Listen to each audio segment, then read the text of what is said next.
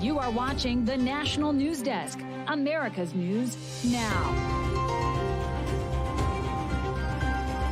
He was a humanitarian. He was a human rights advocate. He was one of the first to turn his back on dictators who were not supporting human rights. The country mourns the death of the longest living president in American history.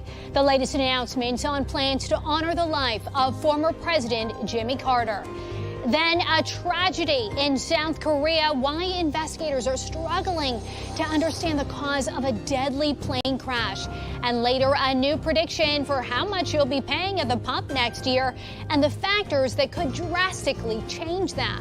This is the National News Desk, America's News Now. I'm Dee Dee Gatton, and we are glad you are starting your week with us. Right now, people around the world continue to pay tribute to former President Jimmy Carter, who died yesterday at the age of 100. The White House confirming today Carter's official state funeral in Washington, D.C. will be on January 9th. President Biden has declared it a national day of mourning and plans to deliver a eulogy.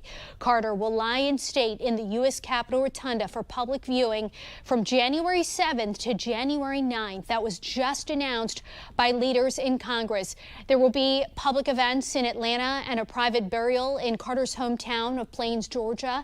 The National News Desk, Joy Wang, shares reaction from other presidents. The 39th President of the United States celebrated his 100th birthday back in October. Then he was the oldest living president of all time. Yesterday, he died at his home in Plains, Georgia. President Biden addressing the nation last night. Take a listen. He worked to eradicate disease, not just at home, but around the world.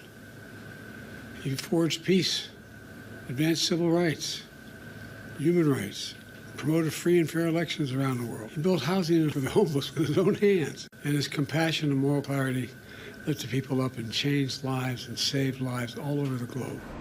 President-elect Donald Trump acknowledged their political differences and then wrote, quote, "The challenges Jimmy faced as president came at a pivotal time for our country, and he did everything in his power to improve the lives of all Americans. For that, we all owe him a debt of gratitude." Former President Bill Clinton and former Secretary of State Hillary Clinton said Carter was, quote, "guided by his faith. President Carter lived to serve others until the very end." Former President Barack Obama said, "Michelle and I send our thoughts and prayers to the Carter family and everyone who loved and learned from this remarkable man."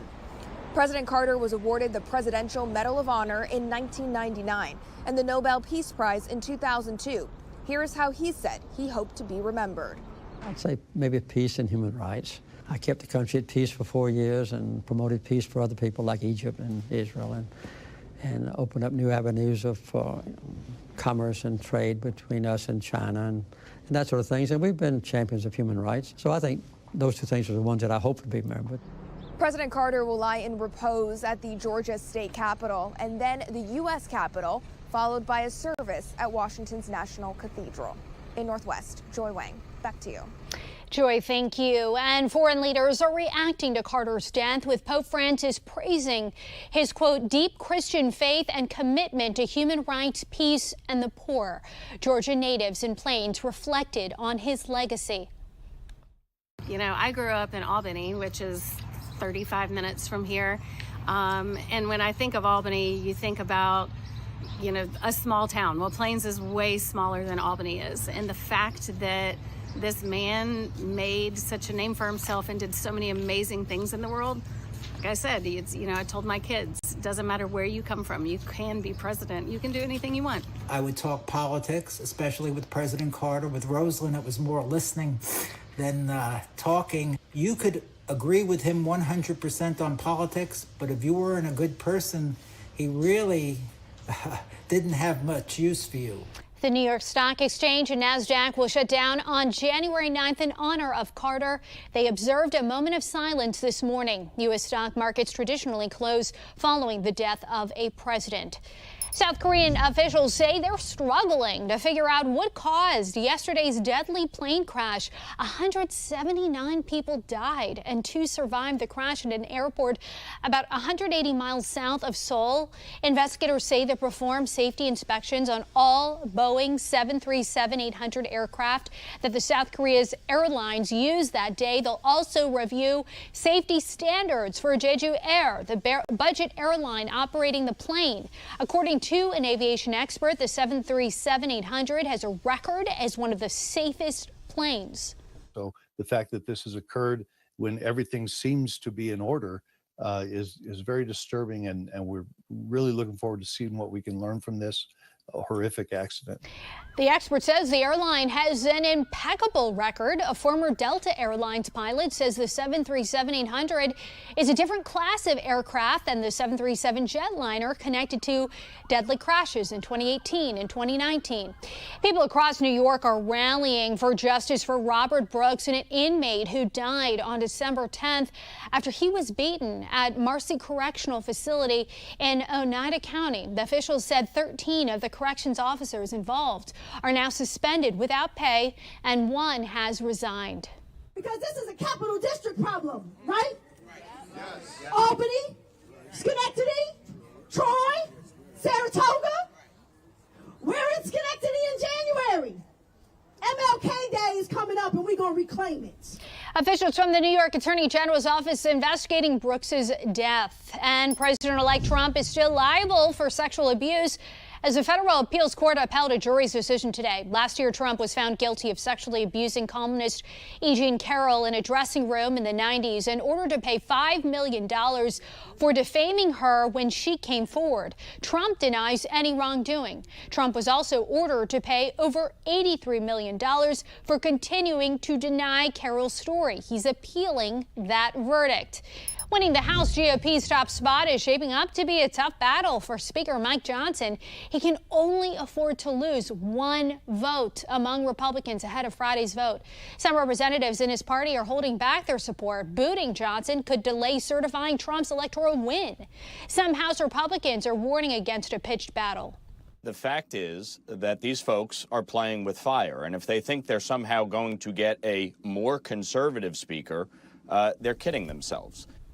And Trump reaffirmed his support for Johnson on Truth Social, but many fiscal hawks in the GOP were fiercely opposed to the continuing resolution Johnson helped hammer out before the government shutdown deadline.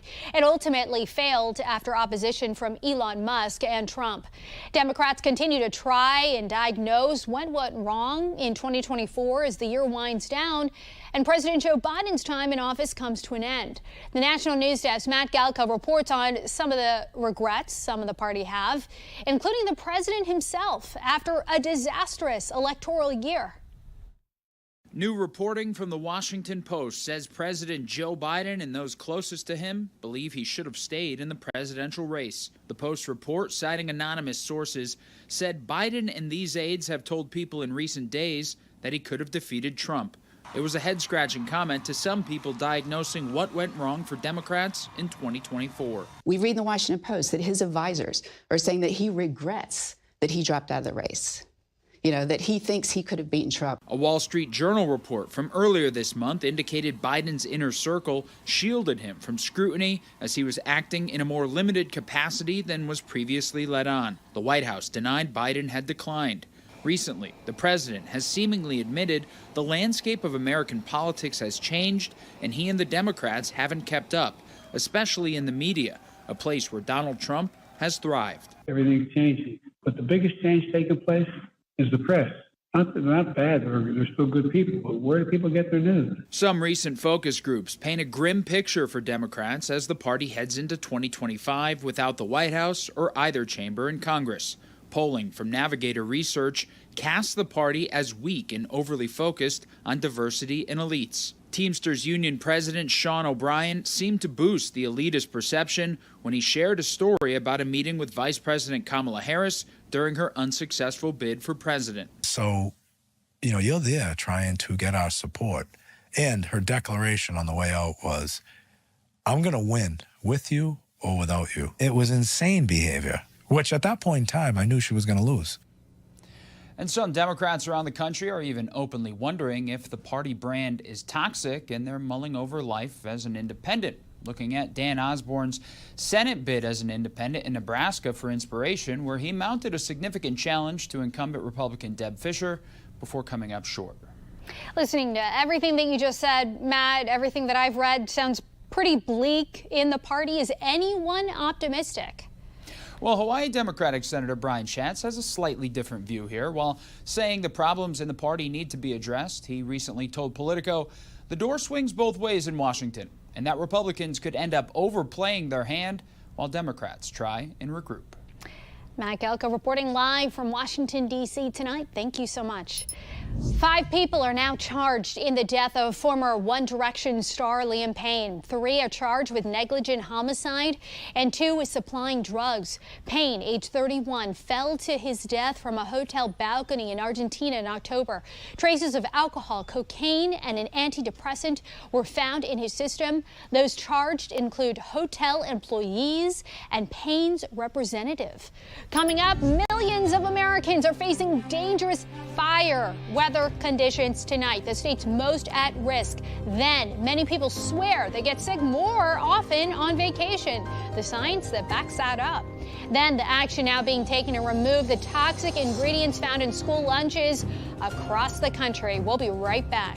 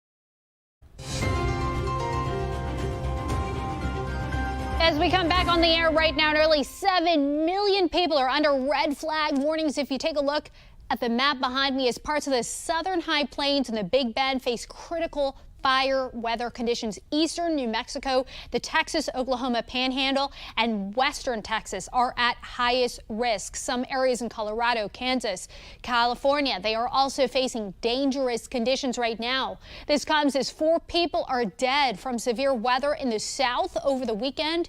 Around 44 tornadoes were spotted in 7 states, leading to widespread damage in Texas and Mississippi. Crews from the National Weather Service are still on the ground evaluating damage. The Houston area was hit particularly hard, with dozens of homes damaged or destroyed.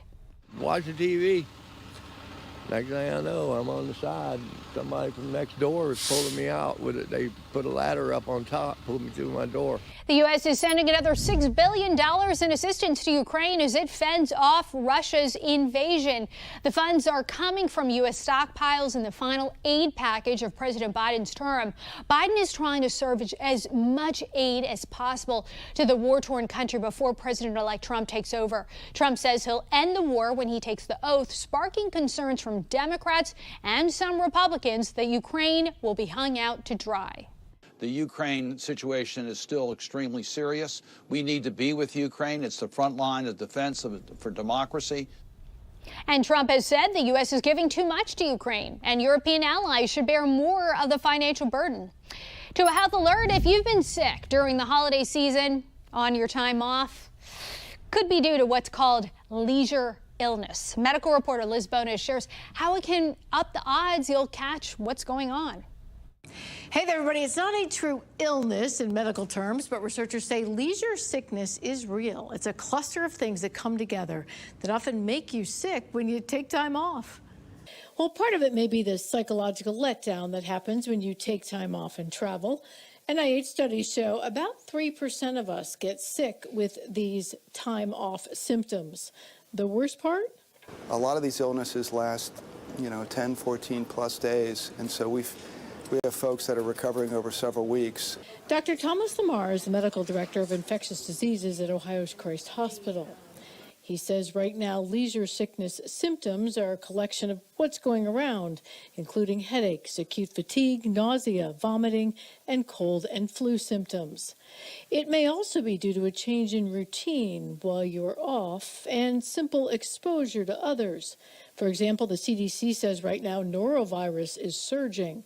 It often calls it the cruise ship illness because it's highly contagious and spreads quickly in close quarters. It's spread through a break in fecal-oral contact, so you have a gastroenteritis, diarrhea, patients don't wash their hands or wash their hands effectively, or they touch a high-touch surface, and typically after 2 to 4 days you develop significant, often nausea, sometimes vomiting, abdominal cramping, sometimes fever, but usually pretty significant diarrhea. Well, you can't avoid all exposures. Dr. Lamar's suggestion against leisure illnesses that creep up? Get vaccinated. If you're concerned about being vaccinated, talk to your doctor about it. Stay home when you're sick, wash your hands, cover your mouth, those types of things. Dr. Lamar says he does expect as we return to the office, there will be a second surge of illness as the germs picked up in our leisure time come back into our workplace. With your health news, I'm Liz Bonas reporting. Gas prices are expecting to come down as we head into the new year. Gas Buddy predicts the average for regular gas will fall about 10 cents to $3.22 a gallon in 2025, right there, according to CNN. That would be the lowest average since 2021. Gas Buddy warns, though, this could be disrupted by certain actions like President-elect Trump's threatened tariffs on Canada and Mexico. Credit card defaults are at their highest level in 14 years. According to bank reg data, card lenders wrote off $46 billion in seriously delinquent loans in the first 9 months of this year. That's a 50% jump from last year and the highest since 2010. Economists point to financial pressures after years of inflation and high borrowing costs. Disney World is trying to make it easier to navigate the park on a budget. Today, Disney announced that guests who stay for 3 nights and buy a park hopper ticket can get free dining plans. This gets you a couple of meals, a snack, and a refillable mug each night, but you have to get there between May 27th and June 26th or July 7th and August 6th, maybe when the kids are on summer break. Trader Joe's plans to open at least a dozen new grocery stores in 2025, according to The Hill. They'll be in 7 states: Alabama, California, Maryland, New York, Pennsylvania, Tennessee, and Washington State, plus Washington, D.C. The chain will announce more new locations throughout the year. Company officials said population, traffic, and parking factor into these decisions. We have reporters all across the country in your neighborhoods covering issues that matter to you. From a train crash in Florida to the winning Mega Millions lottery tickets sold in California, we are taking the pulse of America, but we start with a dangerous new TikTok trend in Virginia.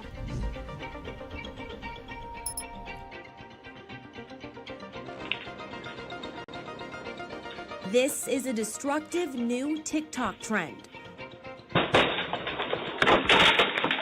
where, as you can see, people are kicking in doors, leaving behind a trail of damage. Now all it takes with the damage is just, and that's like as lashed as it'll go. That's Autumn Robertson. She lives in the Bedford Hills neighborhood in Lynchburg, and she was a victim of this trend. There is always the inclination to obviously protect yourself and protect your family, and there is a risk of kids getting hurt if they actually do this trend. And then an immediate violent impact. I was thrown into the table. Yeah, there was a lot of momentum. Zach Thrasher was a passenger aboard a Brightline train that hit a City of Delray Beach fire truck Saturday in Delray Beach. Brightline released this video showing the view from the front of the train as it traveled toward the railroad crossing where a fire truck was crossing the train tracks. We knew we hit something. We knew we hit something significant. We thought initially it was a car. We had no idea it was a fire truck. He says no members of his family were seriously injured. After the crash, the Brightline employees asked if any passengers who had medical training could assist those who were hurt. They seemed like they'd been through it before. I'm still stunned that it happened here in Cottonwood. Absolutely stunned. It's amazing. One small purchase has led to a huge victory for a Mega Millions ticket buyer out of Shasta County. On Friday, California Lottery representatives announced the winning $1.22 billion Mega Millions ticket was sold at Circle K Sunshine Food and Gas on Rhonda Road in Cottonwood, with all 6 numbers on that ticket matching the drawing. Locals have a message for whomever it is. Way to do it, man. I hope you live the rest of your life in peace and happiness, just right off into the sunset. Forget this podunk town. Coming up next, the advocates now working to remove dangerous chemicals and metals from school lunches.